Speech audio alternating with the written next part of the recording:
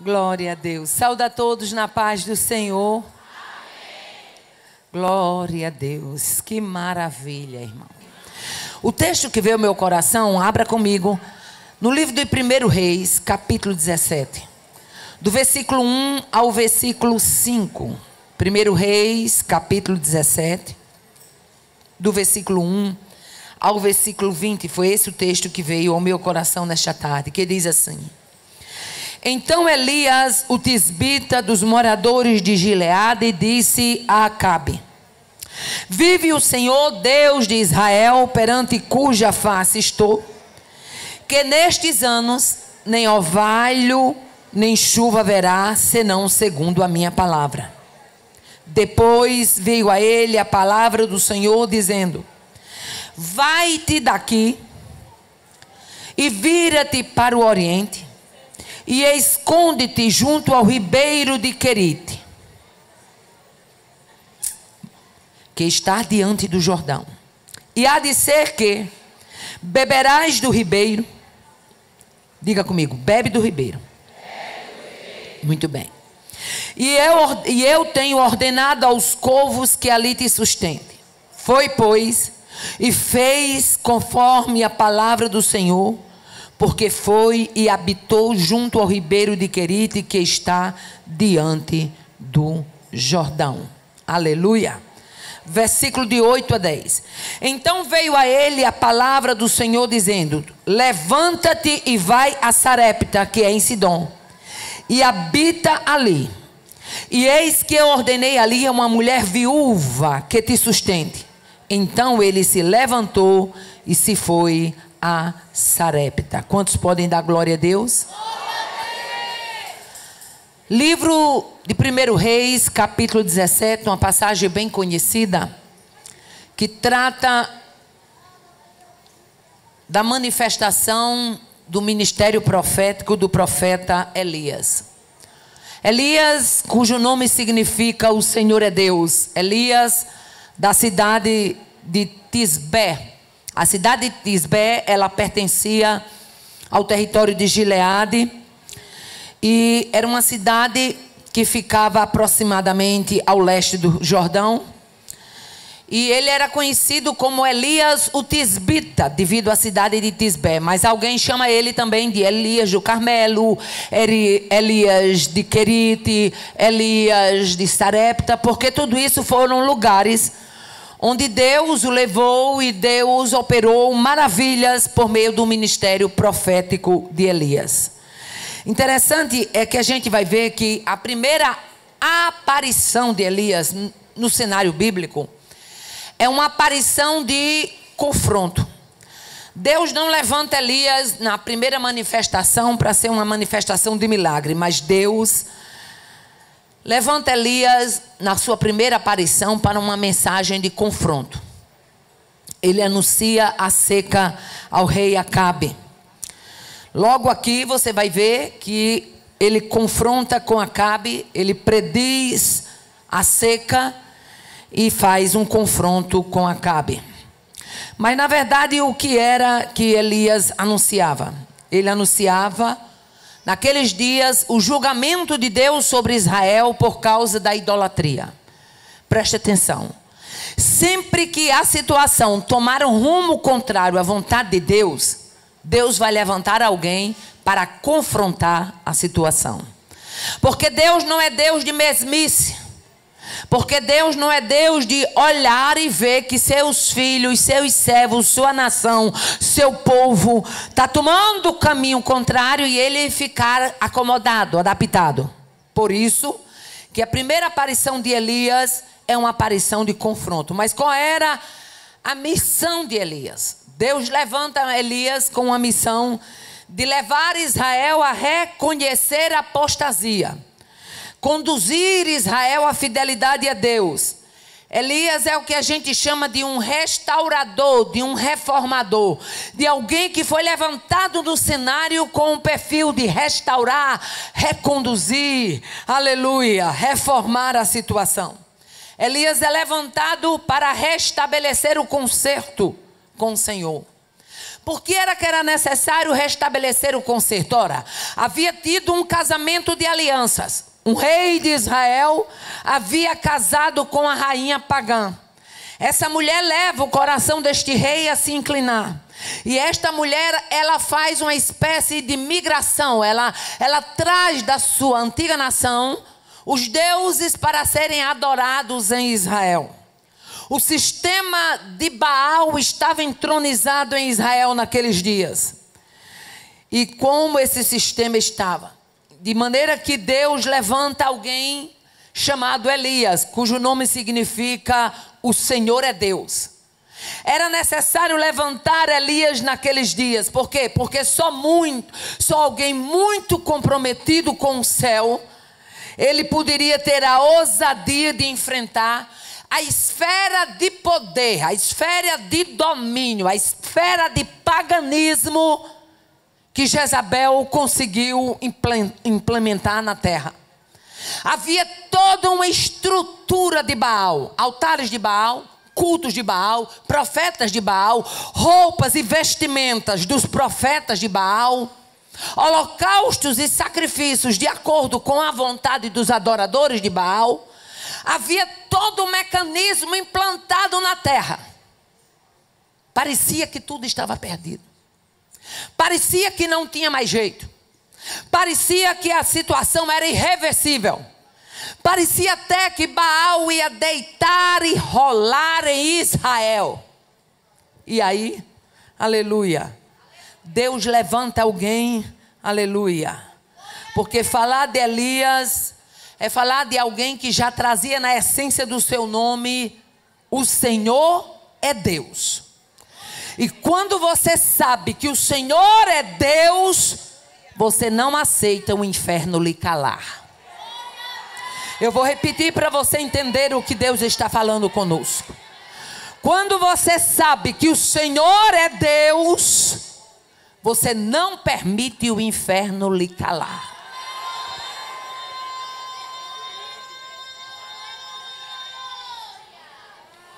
Aleluia. Baal entronizado, o culto entronizado, o paganismo entronizado, os profetas entronizados, Jezabel mandando, desmandando, calando, perseguindo.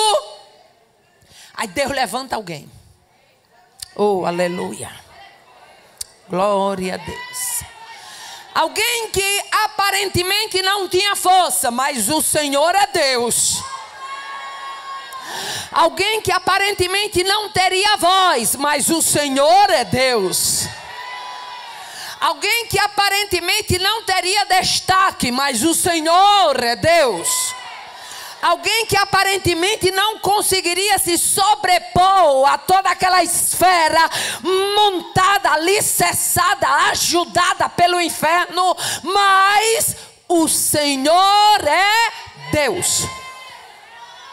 Nesta tarde é tarde de declarar que onde estiver, aleluia, entronizado uma esfera do inferno para impedir a glória de Deus na sua casa, na sua família, na sua congregação, na sua vizinhança, vai ser você o Elias deste cenário para se levantar e declarar: o Senhor é Deus e Ele vai reinar no território. O ministério profético de Elias foi marcado por profecias, milagres e sinais. A trajetória de Elias é uma trajetória de alguém que se levantava aonde outro jamais se levantaria. E deixa eu abrir aqui um parêntese. Quando eu olho para essa turma que quer ser chamada de profeta do Senhor, mas profetiza bênção para quem é rico e peia para quem é pobre.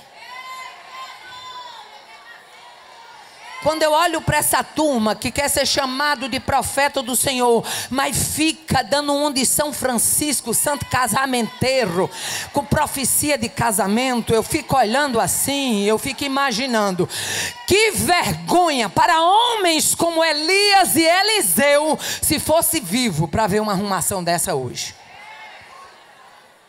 A profecia ela veio para consolar, edificar e exortar. Este é o objetivo da profecia. Deus fala, irmã Aparecida, fala. Aleluia. Deus usa, irmã Aparecida, usa. Aleluia. Mas tem muita gente que é profeta da conveniência. Se a coisa for jorrar para o lado dele, aí a profecia é boa, sai macia, sai direitinha. Agora, profeta como esse aqui, ó, está em falta, viu? É alguém que enfrentava o poder da época. É alguém que enfrentava o reinado da época. Era alguém que tinha tudo para ganhar, humanamente falando, se ficasse do lado de Jezabel e da sua patota. Mas é alguém que diz assim: o Senhor é Deus e eu não sou profeta da patota de Jezabel. Aí que a sérvia. Bicho! Ser profeta da patota de Jezabel é fácil, meu filho. Eu quero ver você ter marra no céu, marra em Deus, e você nadar contra a correnteza, enfrentar o tubarão e dizer: o Senhor é Deus. Pode juntar os seus profetas, mas eu vou continuar dizendo que o Senhor é Deus. Oh, aleluia. Nós vamos ver neste capítulo 17 que ele profetiza uma grande seca. Versículo 1 diz: então Elias, o tisbita dos moradores de Gileade, diz a Acabe, diga comigo, ele disse foi ao rei. Ele não disse, não foi a soldado, não foi a capitão, não foi a ninguém da ralé, não. Ele disse foi ao rei. Você está sentindo aí o que eu estou sentindo aqui? Oh, aleluia.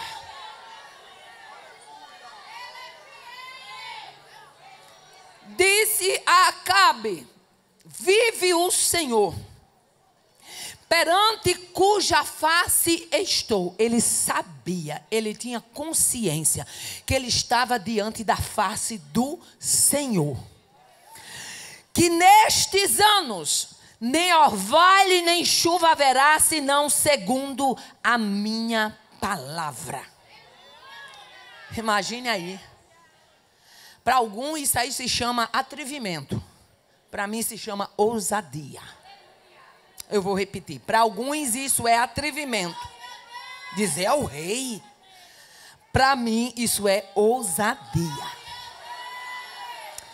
Aí, na epístola de Tiago, capítulo 5, versículo 17 e 18, diz assim: Elias era um homem sujeito às mesmas paixões que nós, e orando, pediu que não chovesse. Aleluia. E por 3 anos e 6 meses não choveu sobre a terra. E orou outra vez, e o céu deu chuva, e a terra produziu o seu fruto. Imagine aí a ousadia desse homem. Chegar para o rei e dizer: olha, escuta aqui, a partir de agora só chove quando eu disser. Ei, precisa você estar cheio de Deus para um negócio desse, tá não? Eu não estou falando de uma coisa que é na esfera humana que você pode ir fazer. Meu filho, eu estou falando que alguém na terra chega diante de um rei pagão e diz: ó, a partir de agora, daqui, da lá de cima, só cai um pingo d'água se eu disser. Oh, aleluia. Glória a Deus, aleluia. Glória a Deus. A partir de agora só chove se eu disser. Isso, ousadia. Imagine aí a intrepidez deste profeta em afirmar: nestes anos nem orvalho nem chuva haverá. Nós estamos diante de um episódio envolvendo um profeta ousado, um profeta destemido. E o que mais, irmã Aparecida? Por que foi que ele venceu? Porque o profeta era ousado, o profeta era destemido. E o rei era manipulado, o rei era idólatra, o rei era corrompido. E aonde houver corrupção, Deus levanta gente com coragem para dizer: o negócio aqui está errado.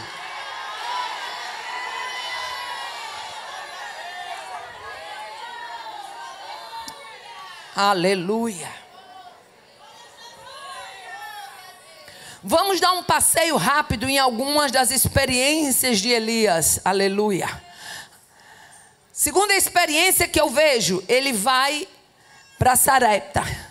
Aumenta o azeite e a farinha da viúva. Aleluia. A história é bem conhecida quando ele fala para aquela viúva e diz: faz primeiro para mim um bolo, para que eu coma, porque assim diz o Senhor Deus de Israel: a farinha da panela não acabará e o azeite da botija não faltará. Deus havia deixado o profeta por um tempo no ribeiro de Querite, e agora manda ele ir para Sarepta. E o que eu acho interessante, aleluia, é que Deus, ele tem umas maneiras lindas de trabalhar, aleluia. Manda o profeta com fome para ser alimentado por uma viúva que não tinha quase nada.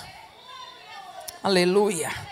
Mas o que é isso, irmã Aparecida? Porque quem aprende a dependência não questiona os meios. Quem aprende a depender de Deus sabe que couve é providência. Quem aprende a depender de Deus sabe que ribeiro é providência. Quem aprende a depender de Deus sabe que Sarepta é uma porta.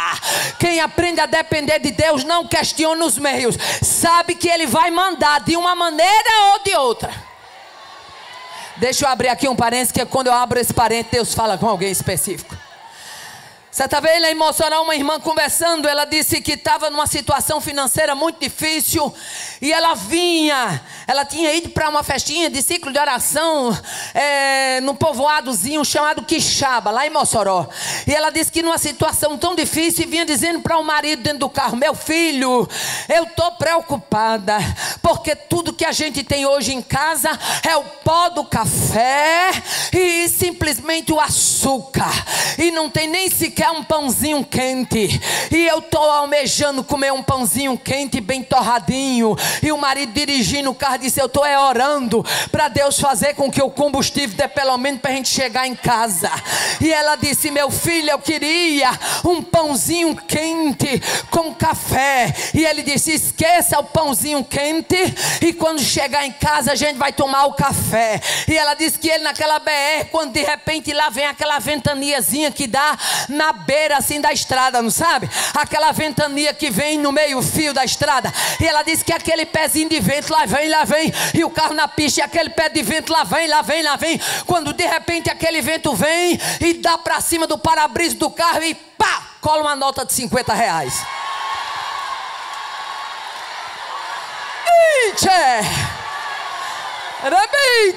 Quem aprende a depender,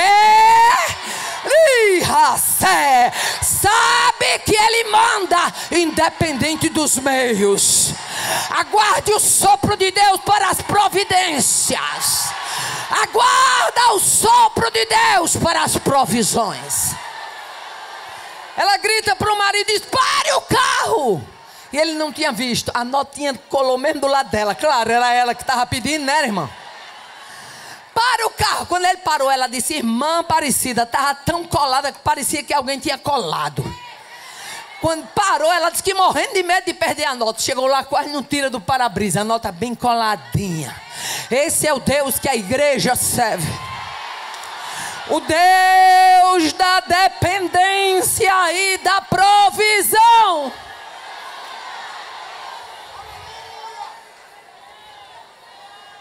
Quem aprendeu a dependência não duvida das providências. Deixa eu abrir aqui outro parênteses, que é quando eu abro esse parênteses, Deus fala com alguém. O ano era aproximadamente aí, acho que 2005, 2007, não lembro. Eu tinha CD de ministração. E Joatan sempre foi, meu esposo sempre foi um impulsionador. Ele sempre foi aquele que: minha filha, faça isso, faça. Não, meu filho, ele não. Confundi. Ele chegou lá em casa, eu estava fazendo a janta. E ele chegou, entrou e disse assim: minha filha, eu estava dizendo lá na loja. Ele tinha um comérciozinho de peça de moto. Ele disse: estava dizendo lá na loja, é porque ela não quer, ela tem uma resistência para essas coisas. Mas, ó, lá na loja, só hoje foi 3 pessoas 3 pessoas procurar DVD. Nesse tempo DVD estava começando, era o auge. E eu ainda atrasada com os CDzinhos. E eles foi 3 pessoas procurar DVD. Só hoje lá na loja, eu dizendo, irmão, ela não quer gravar essas coisas não. E quando ele chegou, eu no fogão do jeito que eu estava. Eu estou dentro do contexto de providência e provisão. Do jeito que eu estava no fogão, eu virei para ele assim, eu bem gorda, 123 quilos. Olhei para ele assim e disse, mas menino, o povo agora não quer mais só ouvir a voz não, quer ver a gorda. Vou não, viu? Vou gravar DVD não, meu filho, deixa esse povo sem DVD. Aí eu olhei para ele e disse, você está achando que é barato, amor?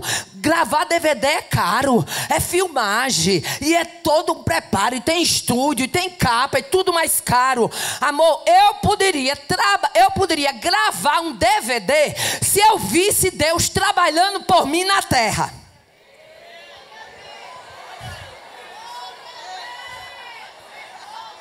Era 7 horas da noite. Oh, aleluia. 10h20 a gente já estava na cama deitado, a gente já tinha orado, já tinha tomado banho.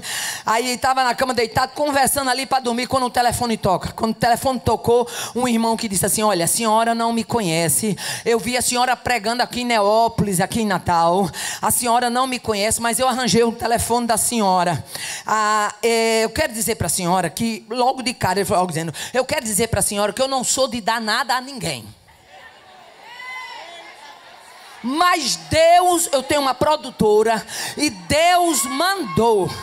Eu estou sabendo que a senhora está vindo para Candelária agora, próximo mês. E Deus mandou eu lhe dar o seu primeiro DVD. A senhora só vai ter que orar, jejuar e pedir a palavra. Eu vou estar lá com 2 câmeras. Eu vou estar lá. A senhora vai para o estúdio, vai fazer as fotos. Eu vou fazer a mixagem. Eu vou entregar o produto pronto na sua mão. A senhora não vai gastar uma prata. Eu quero dizer à senhora que eu só estou dando porque Deus mandou. Esse é o Deus da provisão e da providência. Esse é o Deus que trabalha por aquele que nele espera. E a senhora, irmã Aparecida? Eu fiquei com aquela cara assim de tacho que a gente fica quando Deus faz uma coisa que a gente não esperava. Jordanço, o que foi? Meu filho é um irmão de Natal, dizendo assim. Aí ele disse, mas salva esse número aí da senhora, para a senhora. Eu falei, ele disse que eu salvasse o número, está dizendo isso. Meu marido é muito quebrantado, começou logo a chorar e disse, eu não estou dizendo. Aleluia. Quem aprendeu a viver na dependência não duvida de providência. Aqui tem mulher que tem vivido na dependência. Ela não tinha o dinheiro da matrícula para o congresso, ela não tinha o dinheiro do kit, mas de repente Deus soprou, rodou, rimite, fez um ribuliço, porque era necessário você estar aqui adorando a quem é grande, a quem é poder, a quem é providência, a quem é provisão, a quem é ajuda, a quem é escape. Adore.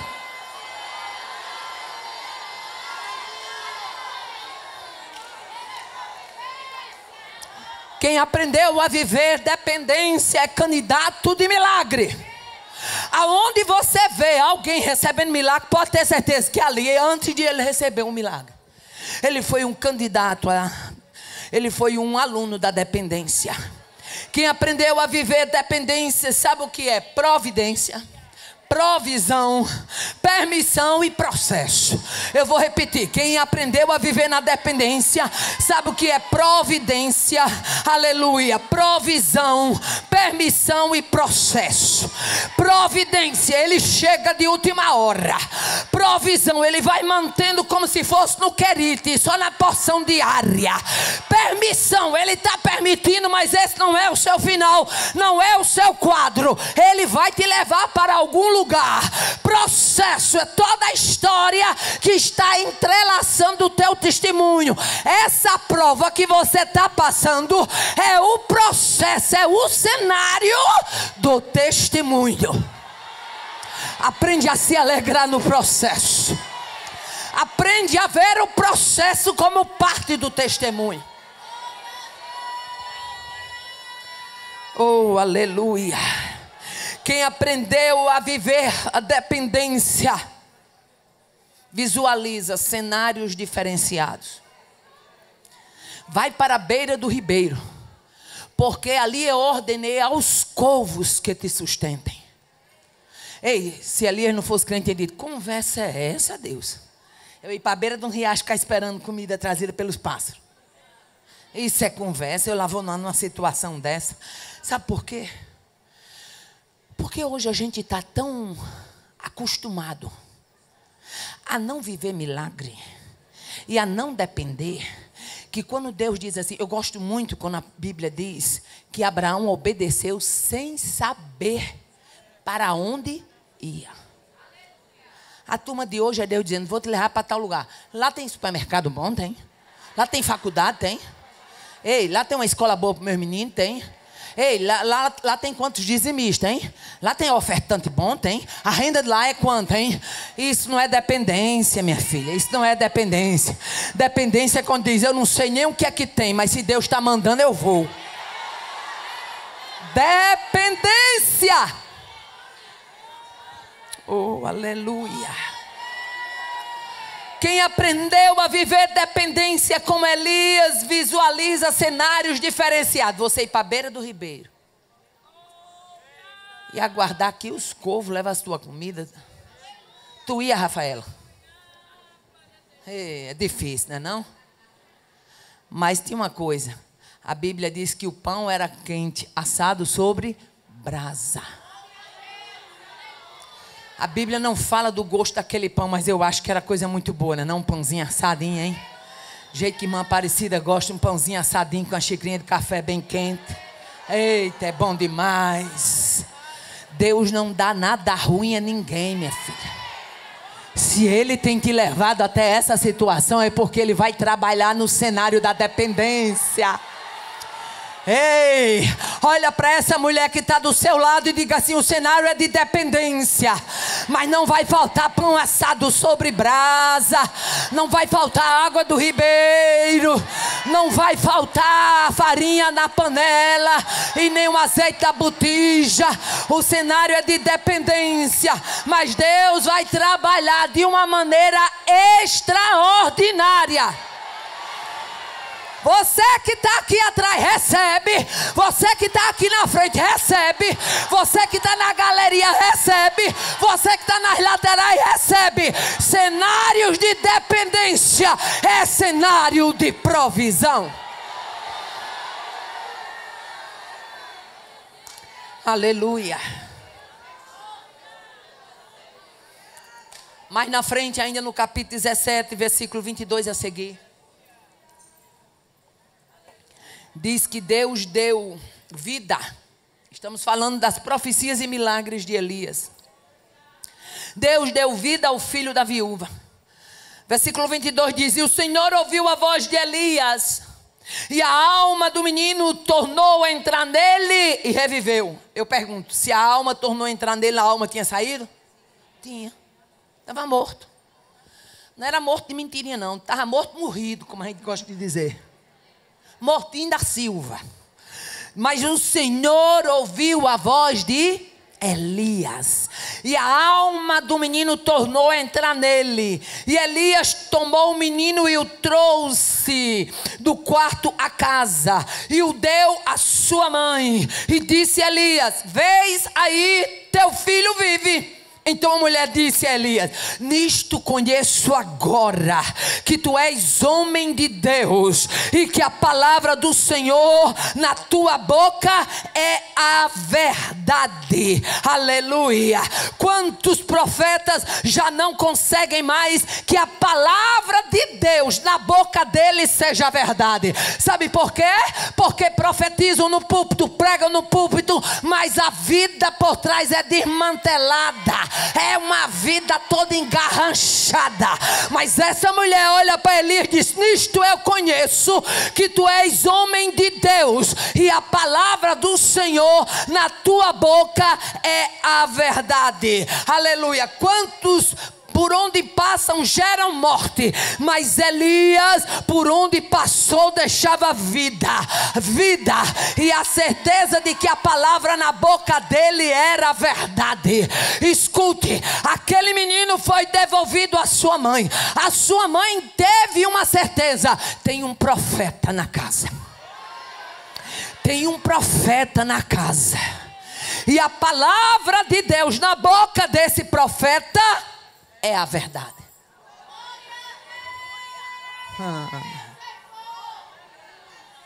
Quando saímos do capítulo 17 e quando a gente entra para o capítulo 18. O capítulo 18 de 1 Reis eu considero um capítulo de desafio. Aleluia. Elias se apresenta a Acabe. Elias confronta Acabe. Aleluia. Elias fala que vai vir chuva.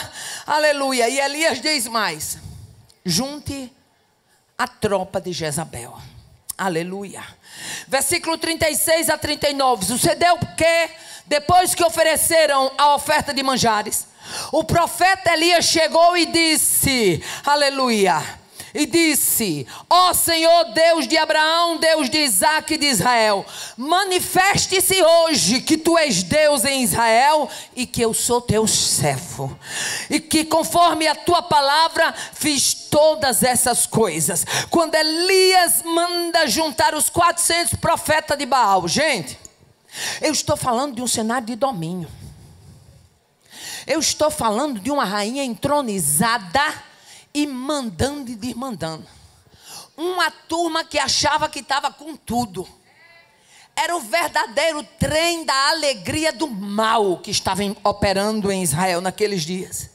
Deus levanta a voz de Elias, chega para Acabe e diz: junta os 450 profetas de Baal e 400 de Azera. Eram 850 profetas falsos contra um. Mas esse um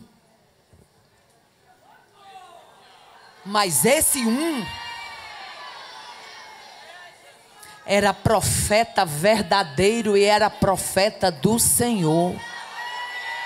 Oh, aleluia.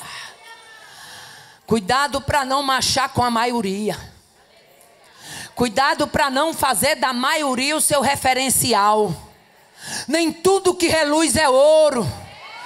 Nem tudo que brilha merece destaque.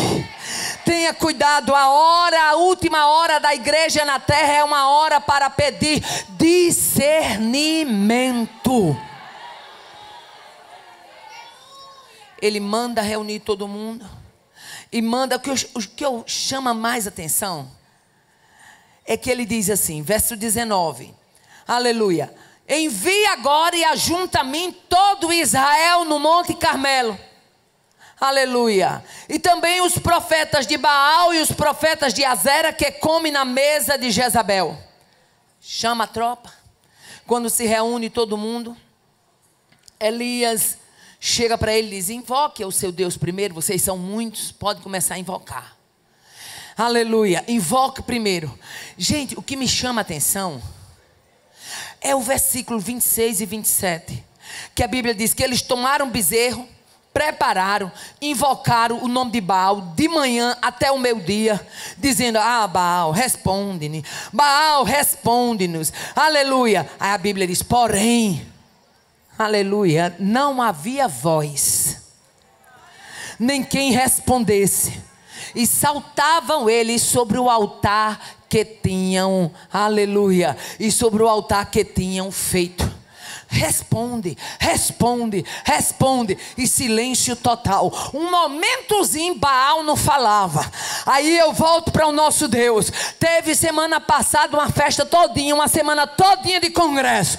De manhã até de tarde Deus falando. Essas mulheres indo de noite para casa, Deus falando. Essas mulheres sonhando e Deus falando. Chegamos na segunda semana de congresso e Deus falando. Deus falando. Sabe por quê? Isso aqui não é Baal mudo não. É o Deus vivo, é o Deus que fala, é o Deus que exorta, é o Deus que consola, é o Deus que confronta, é o Deus que anima o seu povo.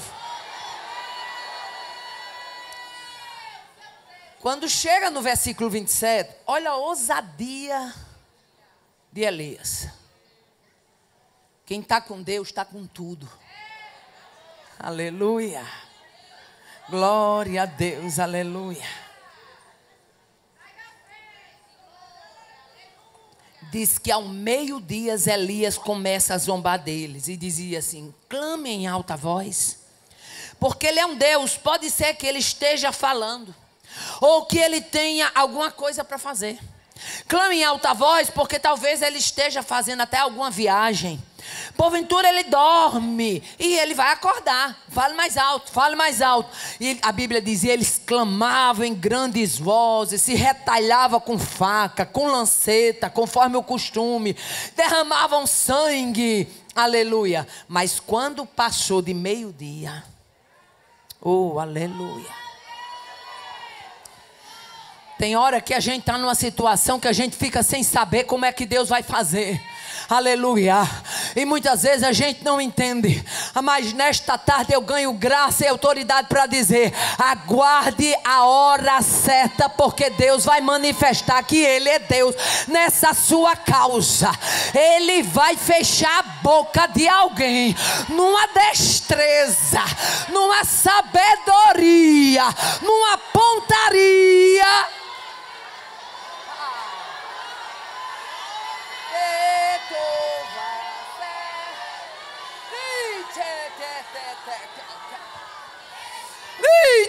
Que só o céu tem essa pontaria para fazer o que ele fará.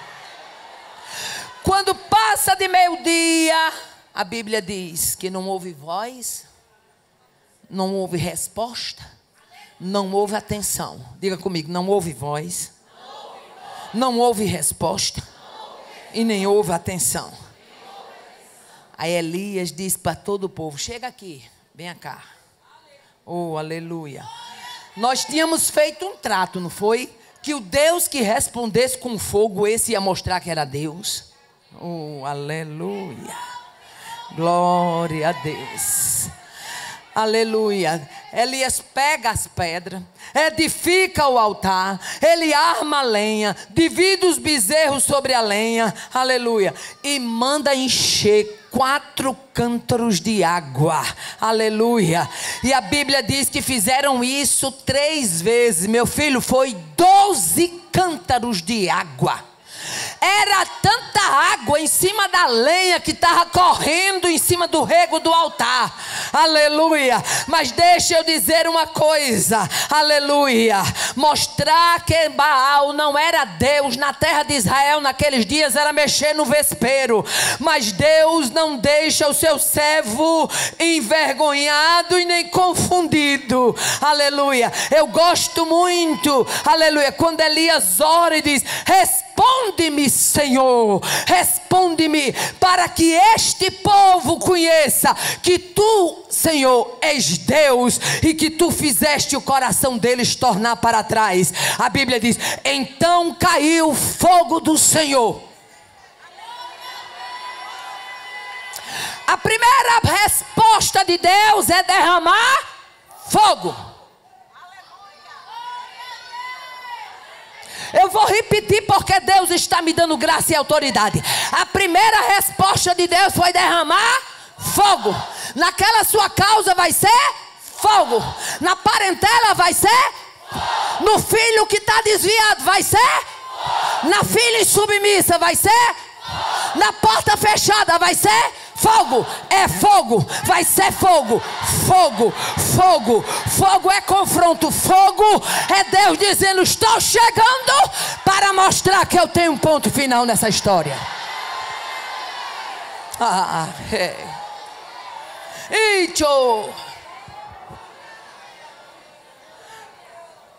A Bíblia diz que o Senhor derrama fogo, caiu. Quando a Bíblia diz caiu, quer dizer assim, foi logo de vez. Oh, aleluia. O fogo, o que foi que fez? Consumiu o holocausto. O que mais o fogo fez? Aleluia.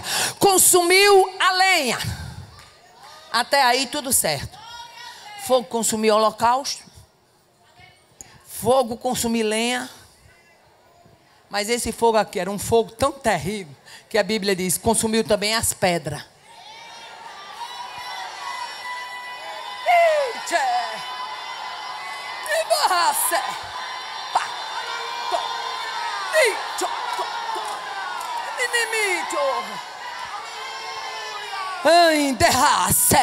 Vai ter fogo para consumir holocausto, vai ter fogo para consumir lenha, vai ter fogo para consumir pedra, e vai ter fogo para consumir até o pó.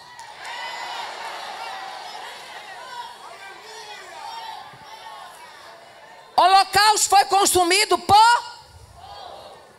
Lenha foi consumida, pedra foi consumida, e pó foi consumido. Holocausto, lenha, aleluia, pedra e pó consumido por fogo. O fogo estava com tanta fome que a Bíblia diz, ele ainda lambeu a água. Ei, o que Deus vai mandar é providência de última hora. O que Deus vai fazer é providência de última hora. Deus vai mostrar dentro da tua casa, no meio da parentela, que Ele não é Baal morto, que não responde, que não fala. Ele vai mostrar que Ele é o Deus de fogo, que responde e que fala. Vira para quem está do seu lado e diz, vai ser resposta de fogo. Vai ser resposta de fogo. Fogo, fogo, fogo. O marido é duro, fogo. O filho é desviado, fogo. Rei, chove, se, remicho.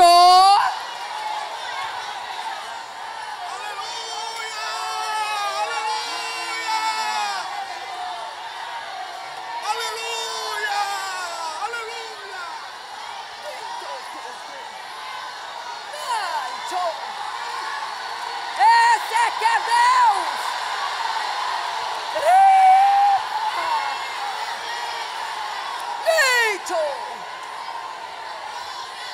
É fogo na galeria, é fogo aqui embaixo, é fogo em cima, é fogo na lateral. É espírito de tristeza, de angústia e de depressão. Pelos olhos da fé eu te vejo e ordeno como embaixatriz do céu.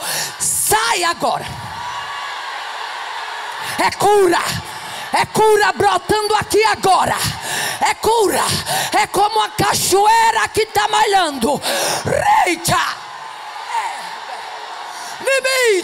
É como água limpa, cristalina, lavando quem está aqui e curando alguém que está em casa.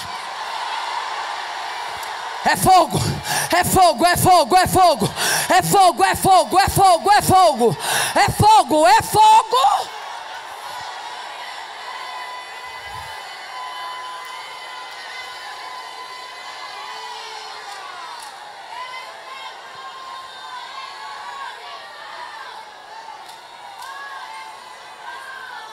Oh, aleluia.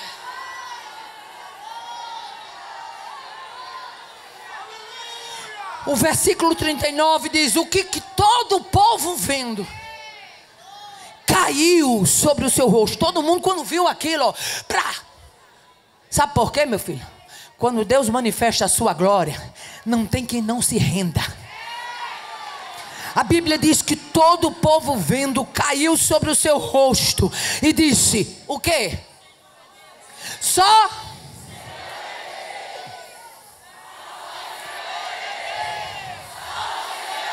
está guardando fogo? Então começa a declarar.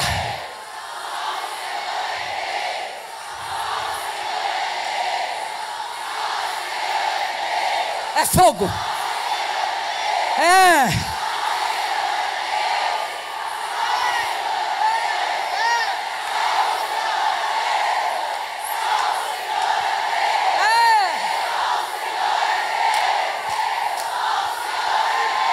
Vai quebrando cadeia, cadeado, vai quebrando.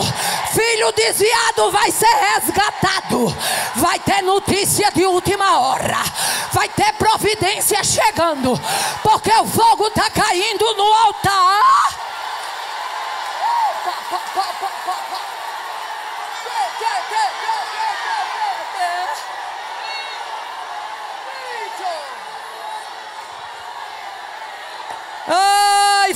gente gritando como você. Só o Senhor é Deus. Só Ele fazia uma coisa espantosa dessa nessa vida. Só Ele fazia isso na vida do teu filho, mulher. Só Ele.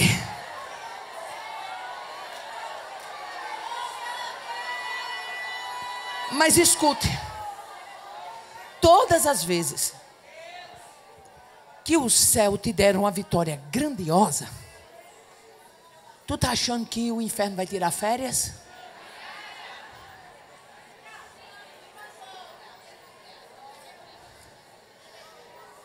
A destruição da fama de Baal foi um golpe gigantesco no domínio de Jezabel e da nação de Israel. O inferno se arregimentou. Jezabel, quando soube que os profetas foram para o ribeiro de Quizon, e que Elias matou os profetas de Baal, Jezabel disse: manda dizer para ele que amanhã por essas horas a cabeça dele vai estar fora. Cuidado, viu, Jezabel? Cabeça de profeta não rola segundo a sua ordem, não.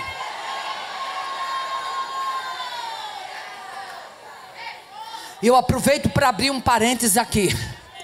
Orem pelos itinerantes da nação brasileira. Orem pelos pregadores e pregadoras. Não estou falando de uma turma de desmantelada. Eu estou falando de homens e mulheres de Deus que têm responsabilidade com a mensagem e com o altar. Porque o espírito de Jezabel tem se levantado na nação brasileira para calar a quem Deus levantou como voz. Orem pelos itinerantes dessa nação. Há um espírito de Jezabel procurando calar os profetas do Senhor. Aqueles que manejam, e quando eu falo profeta, não é profeta de profetada, é aqueles que manejam a palavra, os oráculos de Deus.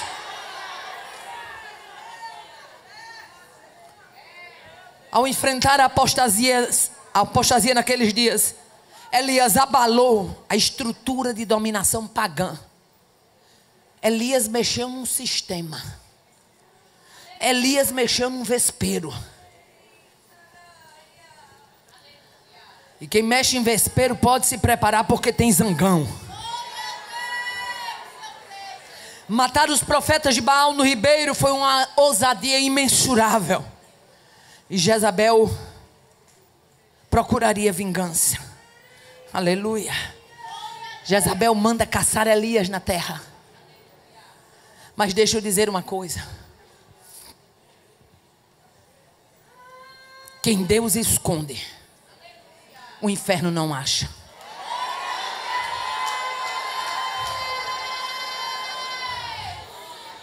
Oh, aleluia. Capítulo 19, Jezabel ameaça Elias. Aleluia. Capítulo 18 termina com Elias decretando o fim da seca. Que eu acho interessante, vamos voltar aqui ao capítulo 18, versículo 41 e 46, diz assim: então disse Elias a Acabe: sobe, come e bebe, porque ruído há de uma abundante chuva. E Acabe subiu a comer e a beber, mas Elias subiu ao cume do Carmelo, e se inclinou por terra, e meteu o seu rosto entre os seus joelhos, e disse ao seu moço: sobe agora, e olha para a banda do mar. E subiu e olhou e disse: não há nada. Então disse ele: torna lá 7 vezes. E sucedeu que a 7ª vez, eis que uma pequena nuvem, como a palma da mão de um homem, havia subido do mar. Então disse ele: sobe e dize a Acabe: aparelha o teu carro e desce, para que a chuva te não apanhe.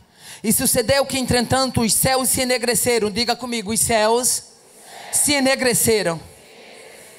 E veio o vento e veio uma grande chuva. E Acabe subiu ao carro e foi para Jezreel. Aleluia. Enquanto os Acabes, a Bíblia diz que Acabe subiu para comer e beber. Enquanto os Acabes comem e bebem, os Elias se inclinam e oram. Enquanto os Acabes comem e bebem, os Elias se inclinam e oram. Enquanto os Acabes comem e bebem, os Elias se inclinam e oram. Enquanto os Acabes comem e bebem, os Elias se inclinam e oram. Enquanto os Acabes perseguem, os Elias profetizam e vencem. Enquanto os Acabes vê apenas o aparente, os Elias vê o extraordinário, vê uma pequena nuvem se levantando do mar, mas dessa pequena nuvem há uma providência, porque providência de Deus, ela vem de pequenas porções que tem grandes e grandiosos efeitos. Enquanto os Acabes vivem o comum, os Elias vivem o extraordinário, o sobrenatural. Aleluia. E o texto diz: e a mão do Senhor estava sobre. A mão do Senhor estava sobre. Meu filho, enquanto você andar baseado na sua força, na sua garra é uma coisa, mas depois que Deus coloca a mão dele sobre alguém, oh, aleluia. Oh, aleluia. Você já parou para pensar o que pode acontecer na vida de alguém que a mão de Deus é sobre a vida dele? Esse alguém pode ser desacreditado por não ter aparência, por não ter o perfil como Davi não tinha lá para o vale do Elá. Alguém viu Eliabe, achou que era Eliabe. Alguém viu outro, achou que era outro. Mas deixa eu dizer, Deus não precisa da sua aparência para trabalhar. Ele é o Deus dos improváveis. Aleluia. Deus escolheu Elias. Não apenas o escolheu, mas também o escondeu. A frase de Obadias mostra como a perseguição foi terrível no cenário de Israel. Obadias no capítulo 18 e verso 10, quando Obadias encontra Elias, ele diz assim: vive o Senhor Deus, que não houve nação e nem reino onde o meu Senhor não mandasse em busca de ti. E dizendo aquelas nações, ele não está aqui, ele ajuramentava os reinos, se eles não te tinham achado. Acabe procurou Elias como quem procura uma agulha no palheiro. É porque os nossos olhos espirituais, muitas vezes, eles são pequenos para a gente ver a dimensão do que Deus está fazendo. Mas eu não tenho dúvida que aqui já teve mulheres que viveram situações onde somente Deus escondendo, para poder ela estar do outro lado da batalha. Tem hora que você clama pelo esconderijo. Aleluia. E tem hora que você nem sabe que está correndo risco, mas o esconderijo chega até você. Obadias, quando encontra Acabe, diz: rapaz, vai dizer ao teu senhor que tu me viste. Ele diz: vou nada. Pode ser que na hora que eu for, o Espírito de Deus lhe pegue, lhe aparte daqui, eu chegue e vá com a conversa dessa para Acabe. Tu não sabe da melhor, rapaz. Acabe procurou você, não houve nação nem reino que ele não te mandasse buscar. Mas Elias estava escondido. Elias estava escondido. Elias estava escondido. Oh, aleluia, glória a Deus. E aí se cumpre o que diz a Bíblia: aquele que habita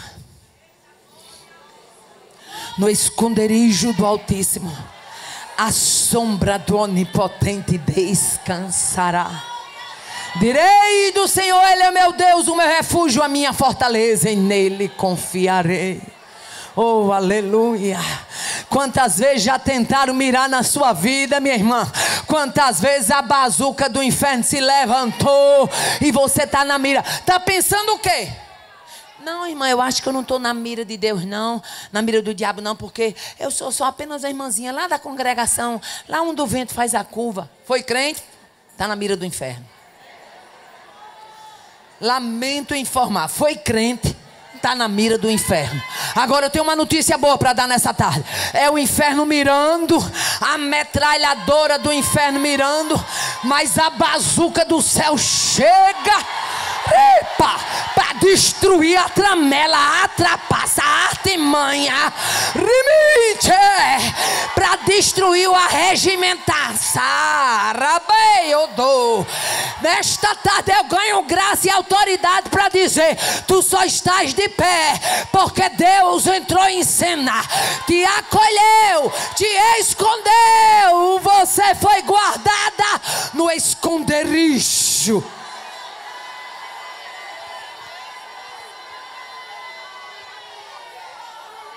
Mas o chumbo foi grosso e foi para matar. Tu tá achando que Satanás vai usar bala de festim para destruir nós, é? É não, minha filha. É armamento pesado. É. E quanto a mulher mais se coloca, mais se posiciona no reino de Deus, quanto o homem mais se coloca, mais se posiciona, mais a munição é de alto calibre, que é para parar, que é para deter. Mas nesta tarde você está ganhando graça, autoridade, ousadia para dizer em alto e bom som: vive o Senhor, em cuja presença eu estou. Que eu vou prosseguir. Eu vou prosseguir. Eu vou prosseguir. Limite.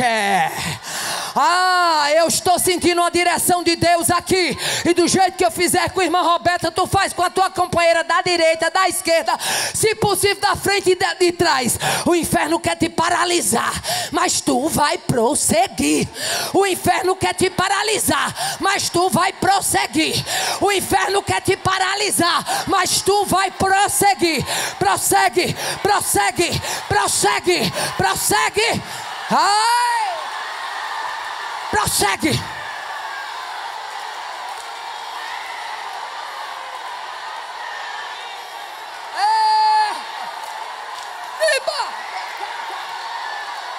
Prossegue. Prossegue. Não olha, não para, não perde tempo. Prossegue. Deus está avisando para a igreja da última hora. Vai vir chumbo grosso, mas tem uma coisa: se esconde e prossegue. Se esconde e prossegue. Se esconde e prossegue. A última hora da igreja na terra é hora de esconderijo e de prosseguimento. Prossegue. Ganhe graça, minha irmã. Ganhe força, minha irmã. Aquele atribulado que atribular a tua alma, mas nesta tarde Deus me dá uma palavra diretiva.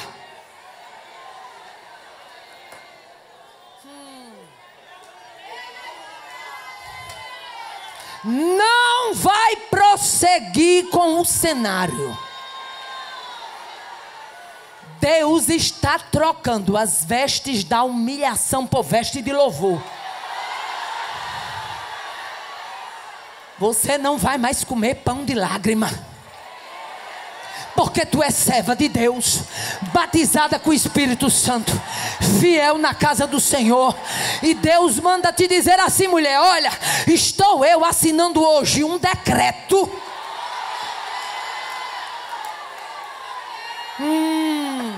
Se o homem quiser, viverá ao teu lado, e se não quiser, estou abrindo a sepultura.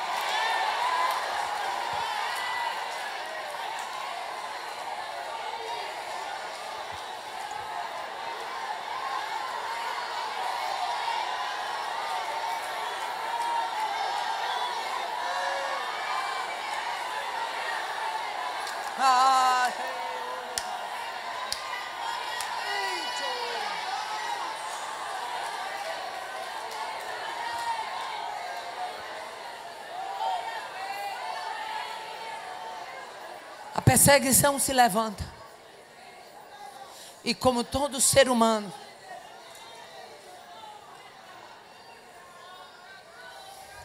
quando é perseguido, o primeiro sentimento de um ser humano é: está na hora de eu pendurar minha chuteira. Isso é comum. Aconteceu com Elias, acontece comigo, acontece com qualquer um de nós.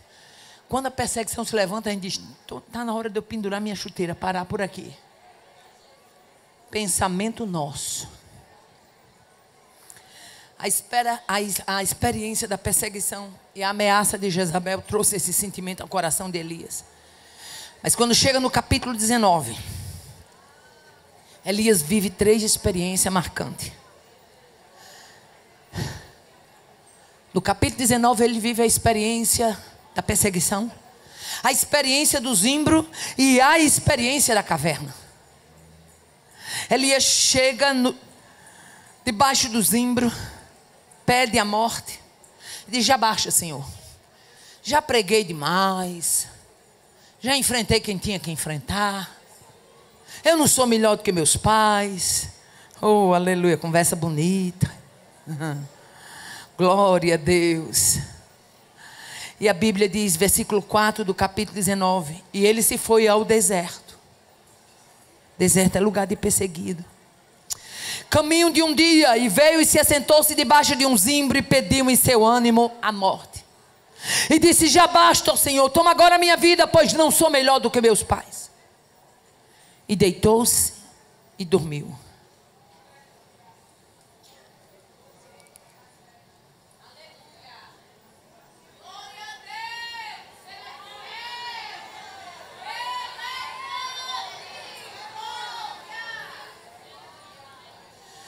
Há uma experiência tremenda no zimbro. Você pensa que está tudo terminando. Você pensa que os seus dias vão acabar ali. Pede a morte. Mas o que eu acho interessante é que o Deus de Elias, Ele não apenas é Deus de fogo, mas também é Deus de descanso. O Deus de Elias, Ele não apenas é o Deus de fogo, mas Ele é também um Deus de consolo. Aleluia. Debaixo daquele zimbro, Elias vive uma experiência belíssima. Aleluia.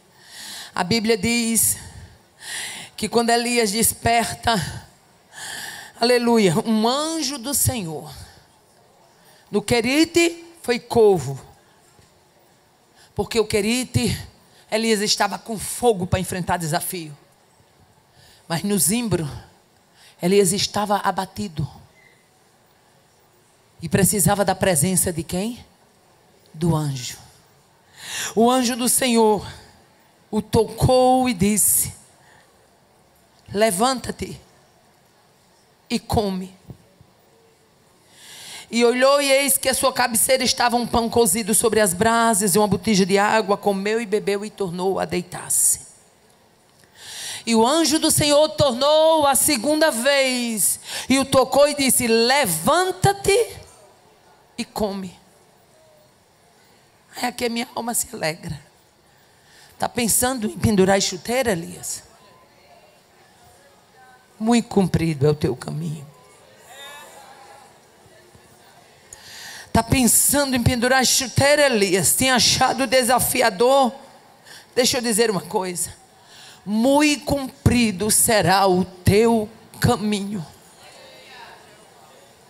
Oh, aleluia. A experiência de Elias debaixo do zimbro é uma das experiências mais lindas que eu vejo na vida do profeta. Sabe por quê? Porque Deus não é apenas Deus de altar que incendeia. Deus também é Deus de zimbro que consola.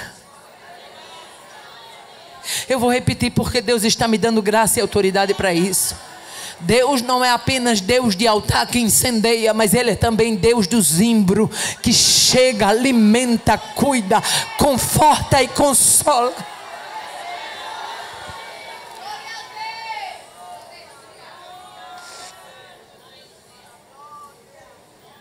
Deixa eu abrir aqui um parênteses, que quando eu abro os parênteses, Deus fala com alguém específico. O ano era 2011. Eu não sei se eu já contei esse testemunho aqui. Eu sou uma mulher que transporto muitos testemunhos, mas por quê? Eu já tive muitas vivências, muitas experiências com Deus. Não há em mim mérito algum. O que há é muita dependência. No ano 2011 eu sofri um descolamento de retina. Para quem não sabe, eu ceguei do olho esquerdo. Eu estava vindo de um congresso em Porto Seguro, na Bahia. E quando fui fazer a conexão no aeroporto de BH, eu percebi que uma senhora que sentou do meu lado, ela falou comigo. E quando eu olhei de lado, eu já não via o corpo da mulher. Eu só via a parte do joelho para baixo. E eu achei aquilo tão incrível, porque nós temos visão que os médicos chamam de visão periférica. Você está aqui, mas você está vendo alguém desse lado. E a mulher, a visão periférica da mulher, ela é maior do que a visão periférica do homem. E eu percebi que quando eu olhava assim de lado, eu não via o corpo, eu só via do joelho para baixo, a mulher sentada puxando conversa comigo. Quando eu virava, eu via ela inteira. Quando eu virava assim, e eu achei aquilo incrível. Foi quando eu botei a mão no olho direito, quando eu tapei o olho direito, eu percebi que eu estava cega do olho esquerdo. Eu estava vendo apenas por uma pontinha, porque a retina descolou e ficou presa apenas numa pontinha. Naquele dia meu esposo ligou, logo após eu constatar isso, ele ligou, mas eu não falei nada para ele. Resultado, cheguei em Mossoró, o olho normal, o olho por fora normal. E eu disse a meu esposo, eu estou cegando desse olho. E ele olhava, não tinha nada de vermelho, não tinha nada de inchado, enfim. Fui para Natal, porque de lá eu ia atender uma Gene em Parnamirim. Quando cheguei no consultório do médico, ele olhou para mim e disse assim: pense numa pessoa que descolou a retina completa. A sua retina, ela está seguradazinha por uma peinha aqui em cima do olho. Por isso que a senhora ainda está conseguindo ver as pernas das pessoas. Mas a retina, aí ele foi explicar, é como se fosse um papel contato, aqueles plásticos que cola. Se ela cair toda e ela fechar, médico algum lhe devolve mais esse olho. E eu disse, doutor, eu quero que o senhor passe um colírio, porque eu vou pregar aqui em Parnamirim. Ele disse, a senhora não me entendeu. O caso é tão grave, não tem colírio para isso aí é caso cirúrgico, a sua cirurgia era para ontem.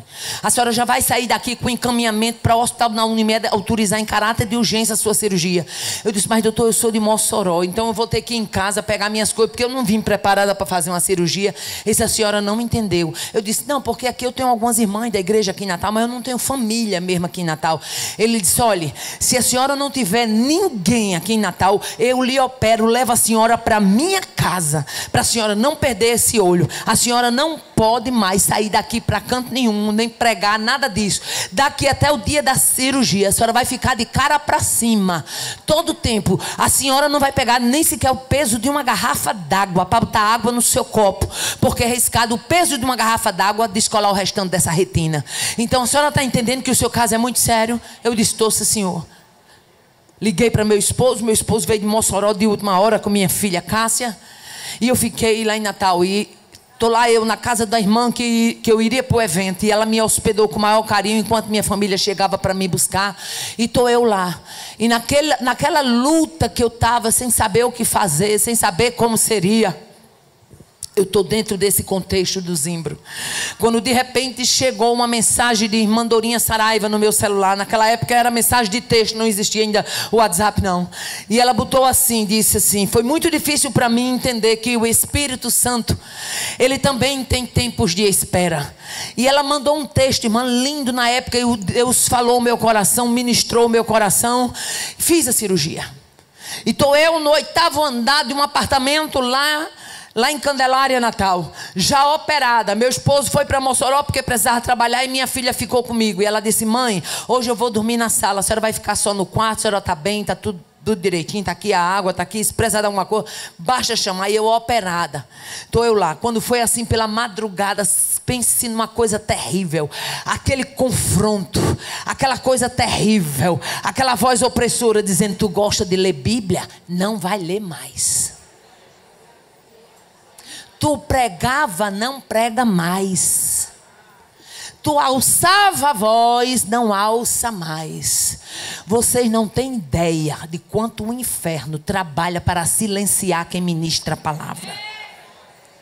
E quando eu escutei aquela voz, e o médico, quando me operou, ele disse: olha, da tal dia a senhora venha para a gente fazer um curativo, mas a senhora não pode baixar a cabeça, a senhora não pode chorar, a senhora não pode isso, a senhora não pode aquilo. Era cheio de recomendação. E quando eu me levantei dentro daquele apartamento e sentindo aquela coisa terrível, eu lá quis saber que não podia se ajoelhar, nem podia chorar. Caí de joelho logo no pé da cama, comecei a chorar e comecei a orar, e de repente a presença de Deus entrou naquele 8º andar. Eu me levantei falando em língua, fui na sala falando em língua, vim no corredor falando em língua, fui na cozinha falando em língua, e o cão deve ter saído voando as bandas pela janela, porque aonde a glória chega, o inferno retrocede.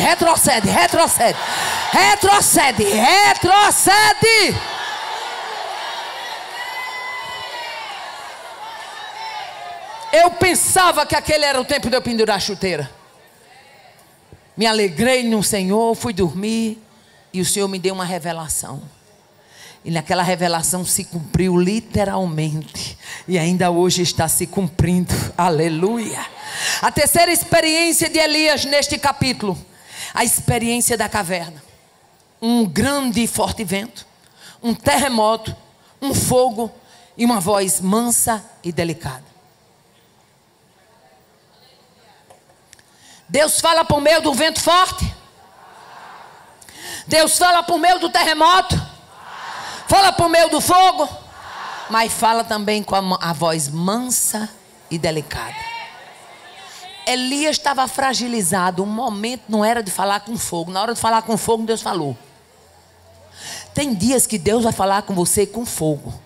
Mas tem dias que você está tão sensível, está tão carente, está tão dependente, que Deus vai falar com você numa voz mansa e delicada. É assim ou não é? Capítulo 19, do versículo 14 a 16. E disse ele, quando o Espírito de Deus visita a caverna, diz: que fazes aqui, Elias? Ele diz: eu tenho sido em extremo zeloso pelo Senhor Deus dos exércitos, porque os filhos de Israel deixaram o teu concerto, derrubaram os teus altares, mataram os teus profetas à espada, e eu fiquei só. Qual era o sentimento do profeta? É que ele estava só. E eles buscam a minha vida para tirar, mas o Senhor diz: vai, volta pelo caminho do deserto de Damasco. Aleluia. Eu acho lindo esse negócio de Deus. Quando a gente pensa que ele deve dar o ponto final, ele vírgula e começa a escrever de novo. Quantas histórias Satanás diz: é ponto final, Deus diz vírgula, eu estou escrevendo de novo. Quantas vezes o inferno diz: parou aqui, Deus diz: vai continuar e eu vou escrever de novo. Oh, aleluia. Deus disse: levanta, aleluia, tu não estás só, volta pelo caminho do deserto de Damasco, unge a Azael, rei da Síria, unge a Jeú, rei de Israel, unge a Eliseu, profeta, em teu lugar. Sabe o que é que Deus estava dizendo? Eu ainda tenho história com você, Elias. Eu ainda tenho história com você. Não adianta você pensar que está só. Eu levantei sucessor. Não adianta pensar que vai morrer. Eu ainda tenho um projeto com você, Elias. Não adianta pensar que os mensageiros de Jezabel vão te calar. Eu tenho projeto com você, Elias. Oh, aleluia. Você crê que Deus tem projeto com você? Você crê que o seu milagre está acontecendo? Eu lhe convido agora para receber a oração do milagre. Venha cá, Rafaela. Venha cá, Ilquias. Arranja microfone para elas. Aleluia. Glória a Deus. Arranja microfone para elas. Glória a Deus. E nós vamos fazer uma oração. Fica de pé.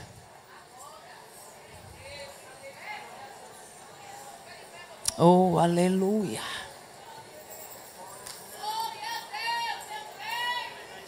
Glória a Deus.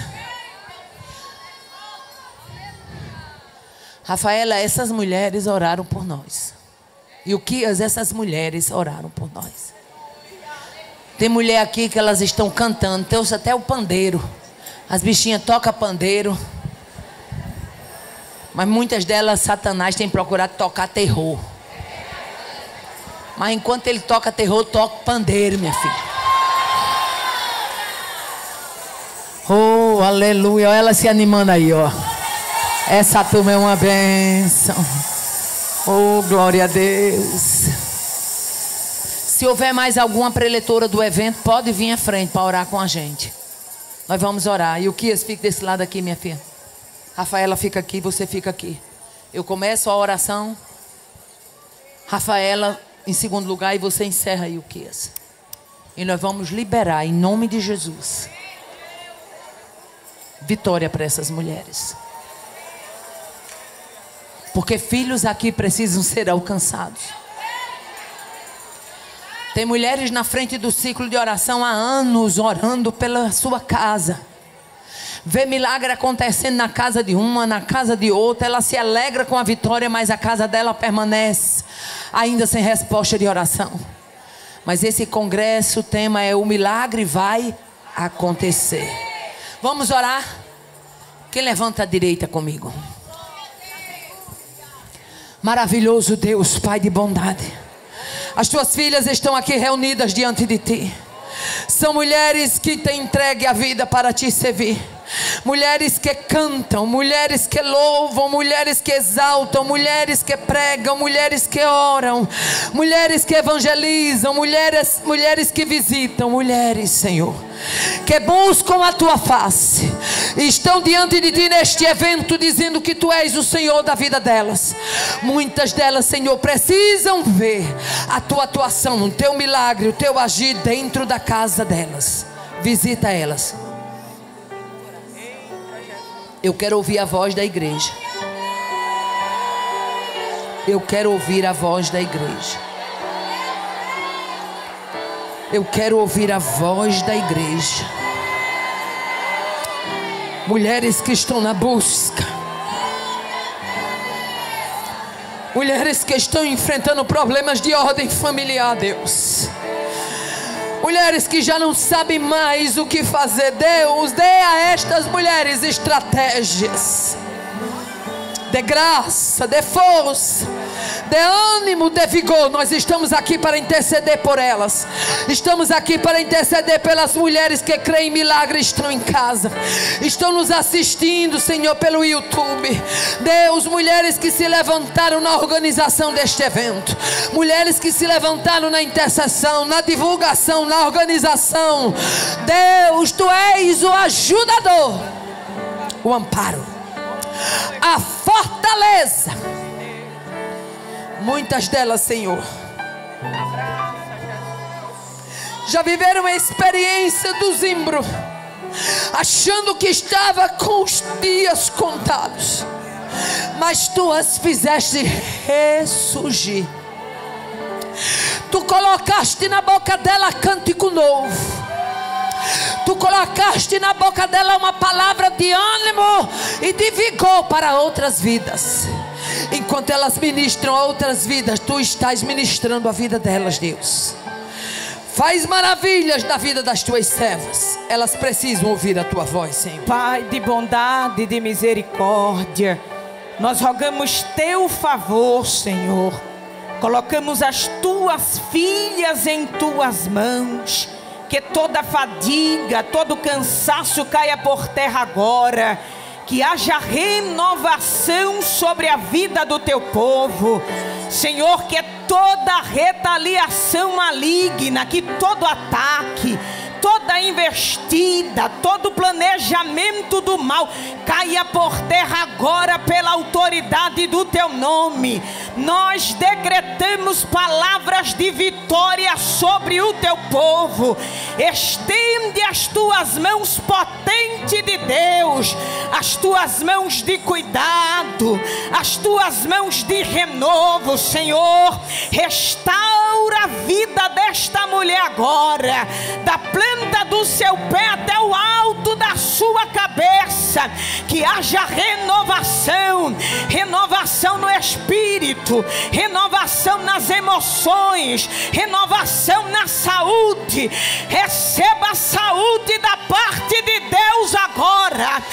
Espírito de depressão, eu te denuncio e te repreendo. Em nome de Jesus, bata em retirada. Bata em retirada agora. Abre a boca para receber renovo, mulher. Abre a boca para receber renovo. Ele está renovando mulheres nesta tarde. Está renovando na galeria. Está renovando na nave do templo. E está dando para você esta tarde. Come pão, bebe água e prossegue. Come pão, bebe água e prossegue. Não tem nada que te pare. Não tem nada que te limite. Nesta tarde, o Senhor dá liberdade para que alguém vá, para que alguém cante, para que alguém pregue, para que alguém seja usada. Tem favor de Deus para a tua casa nesta tarde. Tem favor de Deus, tem favor de Deus, tem favor de Deus. Senhor, abraça a alma de cada mulher esta tarde.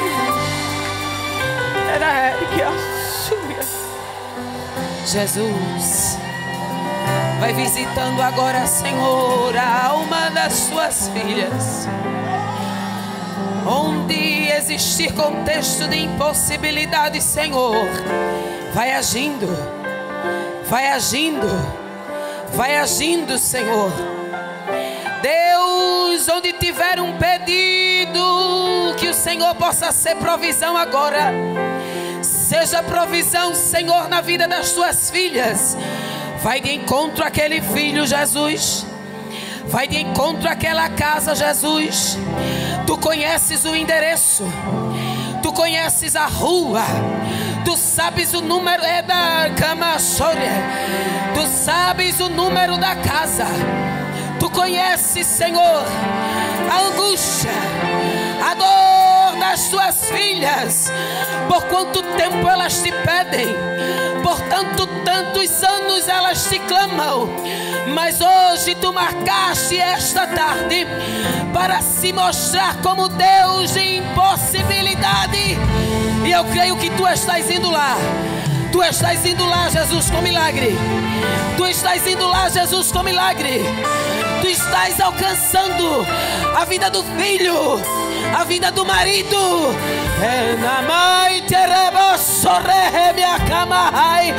Coloca um cântico novo na boca das tuas filhas agora. Aquilo que veio para ser vergonha, Deus está dizendo e bradando esta tarde: eu estou trazendo notícia de honra, notícia de honra, notícia de honra, notícia de honra. Não vai ser envergonhada. Não vai ter vergonha. Que haja sorriso, Senhor, nesta tarde. Visita o UTI, Jesus. Alguém decretou falência múltipla dos órgãos, mas o Senhor, que faz impossível, está aqui nesta tarde. Adore a este Deus que é Deus de milagre. Na hora de falar com fogo, Ele fala com fogo, mas também tem voz mansa e delicada. Quem crê está aqui. Quem crê está aqui. Quem crê está aqui. Quem crê está aqui. Eu não tenho dúvida que este congresso vai marcar a história desta igreja. Vai ter testemunho nas congregações. Vai ter testemunho aqui no templo sede.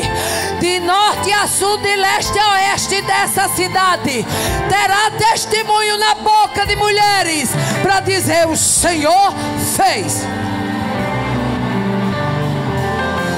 Agora você pode fazer a sua contribuição através do Pix. Uma operação rápida, segura e sem custos. Abra o aplicativo do seu banco, clique na opção Pix e em seguida vá na opção Transferência. Depois é só digitar nossa chave Pix, que pode ser o nosso CNPJ 11 120 490 0001 86. Nosso e-mail contribua@eadalp.org.br ou nosso celular 81 98883 2755. Verifique se a contribuição é para a Igreja Evangélica Assembleia de Deus em Abreu Lima, Pernambuco. Confirme a transferência e depois siga o procedimento do seu banco. Anote nossas chaves Pix para não esquecer. CNPJ 11 120 490 0001 86. E-mail contribua@iadalp.org.br. Celular 81 98883 2755. Você está contribuindo para o crescimento da obra de Deus. Que o conhecimento é capaz de mudar a vida de quem lê, a gente já sabe. E que livro você pode comprar em qualquer livraria. Mas nós transformamos 100% do nosso lucro em mudança de vidas, através da ação social, evangelismo e missões. Ao adquirir qualquer um de nossos produtos, seja presencial ou à distância, você está investindo em alguém. Na próxima vez que você for comprar livros ou artigos evangélicos, não vá em qualquer lugar. Vá na Livraria Arca Missionária. Uma nova história começa quando você compra aqui.